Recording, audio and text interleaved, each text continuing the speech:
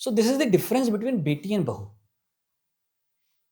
जब तक वो बेटी है ना, वो दहलीज के जैसे ही इस पार है, वो एक घर की लाइबिलिटी है. जैसे ही उसकी शादी हुई, वो दूसरे घर की इज्जत बन गई. क्या आप ये कहना चाह रहे हैं कि बेटी को और बहू को एज वुमन भी सोसाइटी डिफरेंटली ट्रीट करता है? 100% करता है सर.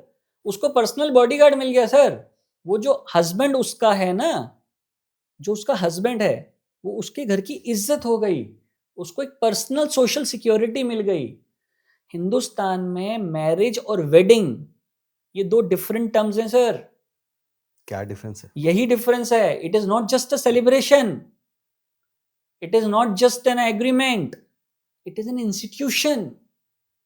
यहां जब शादी होती है तो समाज, वो सामाजिक व्यवहार का एक क्रियाकलाप है, एक एक प्रूवन मॉडल है, वो एक सक्सेसफुल मॉडल है जहां पर समाज जुड़ता है, समाज की एक्सेप्टेंस है. एक बेटी जब तक बेटी है, उसके साथ जब छेड़खानी हो रही है ना सर, तो वहां पर सपोर्ट करने वाले लोग कम हैं. आधे लोग टोंट मारेंगे, घर में क्यों बिठा रखी है, शादी क्यों नहीं कर देते, यहां तुम्हें अच्छी लग रही है पड़ी हुई. क्योंकि वो विक्टिमाइजेशन मेरे घर में हुआ है. वो जिस लेडी ने मुझे पाल पोस करके बड़ा किया है ना, शी सेक्रीफाइस्ड हर मैरिज कि मैं शादी नहीं करूंगी क्योंकि मुझे इन बच्चों को पालना है. तो उसके भाइयों ने रोज मारा है. It is a matter of honour कि मेरी बहन है तो शादी क्यों नहीं करेगी, मेरी क्या इज्जत रह जाएगी अगर हमारे घर की लड़की शादी नहीं करेगी. तो शादी is the matter of respect. तो ये कल्चर डीपली, मतलब हमारे ट्रेडिशन में, कल्चर में रूटेड चीजें हैं. और लोहे को लोहा ही काट सकता है सर शेप के साथ. तो आपको कल्चरल ही जाना पड़ेगा इसको समझने के लिए, इवन इसको सुधार करने के लिए. So that is how Ladli came into the picture.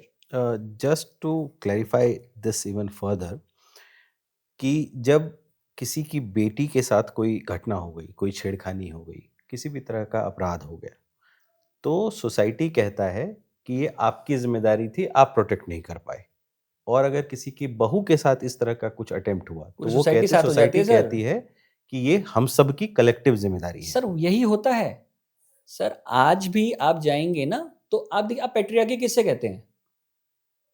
Patriarchy is not about that males are doing victimization over the womanhood. No sir.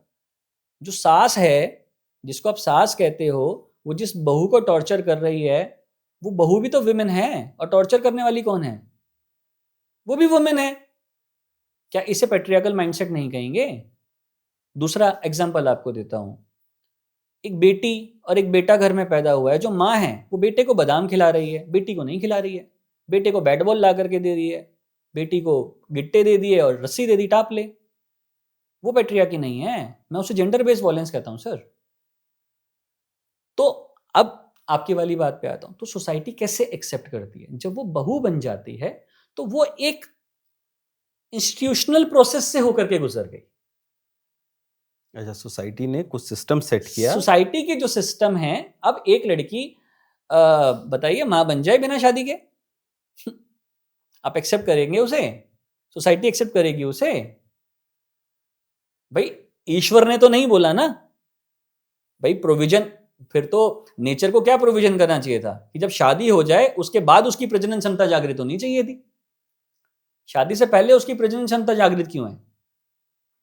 सामाजिक है सर, ये सब कुछ सामाजिक है. We are a social animal. हम समाज में रहते हैं, हमें समाज के रिचुअल्स का पालन करना होगा. क्योंकि सामाजिक व्यवस्था ईश्वरीय व्यवस्था को बनाए रखने का एक माध्यम है.